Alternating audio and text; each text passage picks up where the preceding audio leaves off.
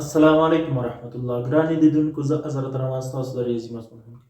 زموږ د نن ورځې درس څه دی؟ فکتوریال په هکله دی. فکتوریال څه ته ویلی کېږي؟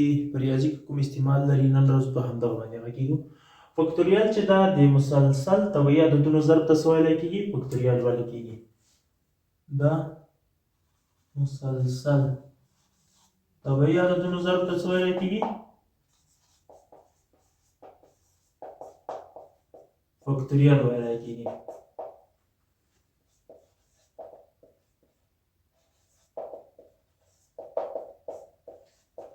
او په ندایه علامه، یعنې په دغه علامه سره ښودل کېږي.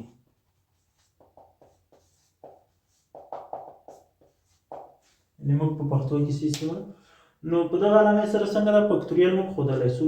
یعنې فکتوریال مو داسې تعریف کړو: د مسلسل طبیعي عددونو ضرب ته څه ویلی کېږي؟ فکتوریال. او په ندایه علامه ښودل کېږي. فرض مثال زه لیکم 3 فکتوریال. بیخته نو دغه معنا څه؟ یعنې دغه عدد له دغه 3 نه نیولې تر 1 پورې عددونه ټول څنګه دي؟ ضرب په حالت کې دي. ګورئ 2 فکتوریال معنا دغه څه؟ 2 ضرب 1. 10 فکتوریال معنا څه؟ یعنې 10 ضرب د 9 ضرب د 8 ضرب د 7 ضرب د 6 ضرب د 5 ضرب د 4 ضرب د 3 ضرب د 2 ان تر 1 پورې. یعنې طبیعي عددونه هو کوم عددونه دي چې د 1 نه شروع دي. او فکتوریال موږ ګوره تعریف کړی دی: طبیعي عددونو ضرب مسلسل طبیعي عددونو ضرب ته ویل کېږي. یعنې که دلته کوم عدد د موږ سره وو د فکتوریال د نښې په څنګ کې، نو د 1 نه شروع تر هغه عدده پورې ټول عددونه څنګه دي؟ د ضرب په حالات کې دي. ګورئ 0 فکتوریال ځواب څه ده؟ 1 ده. 1 فکتوریال ځواب څه ده؟ 1 ده. ځکه 1 ضرب د 1. 2 فکتوریال ځواب څه ده؟ 2 ضرب د 1. 3 فکتوریال 3 ضرب د 2 ضرب د 1. همدغسې مخته نور هم تللی شو. او که دغسې راسو n فکتوریال. n فکتوریال ځواب به څه وي موږ سره؟ n ضرب د n منفي 1 قوس بند ضرب د مخته نور هم تللی شو n منفي 2 فکتوریال تر اخره پورې. ځکه طبیعي عددونو اندازه له 1 پورې ورځي که نه، دلته فکتوریال علامه خیر وکاروله. نو همدغسې دغه دې ډول هم لیکلی شو چې n فکتوریال مساوي کېږي n ضرب د n منفي 1 فکتوریال.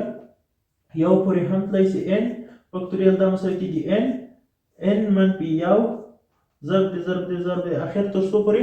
1 ته ورسېږي. دا هلته دا د فکتوریال یعنې خواص، نور هم ډېر زیات خواص لري. خو لومړی به راسو دا به ثبوت کړو چې 0 فکتوریال ولې 1 کېږي. دغه نورو خو انشاءالله پوه شوې. نو راځو د دې لپاره ثبوت په لنډ ډول به داسې وکړو چې 0 په د مخکني فکتوریالونو ته به لومړی وګورو. فرض مثال 3 فکتوریال دا داسې لیکلی سم چې 4 فکتوریال ضرب د 4. ولې لیکلی سم؟ ځکه که چېرته زه دا بېرته ساده کړم 4 ضرب د 3 ضرب د 2 ضرب د 1 پر 4. 4 به له 4 سره اختصار شي، بېرته ځواب څو راغی؟ 6. صحیح څه دا که ضرب کړو.